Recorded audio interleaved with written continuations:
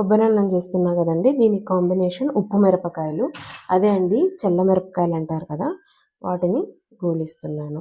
అందరూ తిరువాతలోకే చల్ల మిరపకాయలు వేసుకుంటారు, మా ఆయన తినరని సపరేట్గా గోలిస్తున్నాను. చూసేయండి, ఇవే చల్ల మిరపకాయలు.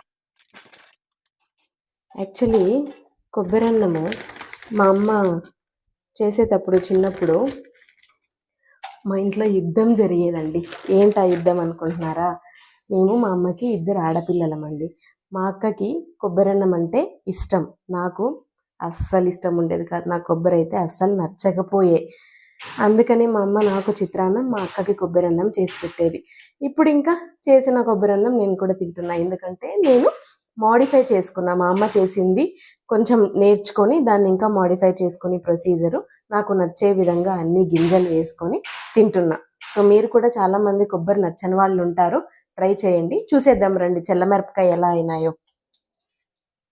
ఇంకా అవుతూ ఉన్నాయి.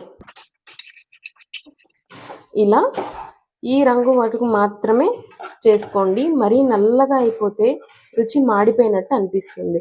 ఇలా ఉంటే పచ్చిమిరపకాయలో ఉన్న స్పైస్, అంటే చల్లమిరపకాయలో ఉన్న స్పైస్ తెలుస్తుంది. చాలా నల్లగా అయిపోతే ఆ స్పైస్ అంతా వెళ్ళిపోతుంది.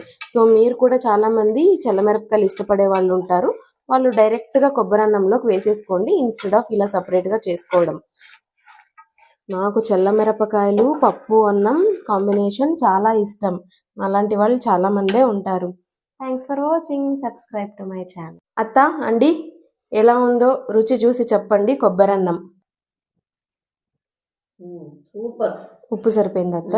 బాగుంది అండి, మీరు రుచి చూసి చెప్పండి ఎలా ఉందో. నిజంగా చాలా బాగుంది. ఎన్నో రోజుల తర్వాత మళ్ళీ రెసిపీ చేసినావు, చాలా మిస్ అయిపోయినాను. దీన్ని ఖచ్చితంగా ట్రై చేసి చూడండి. Subscribe to the channel.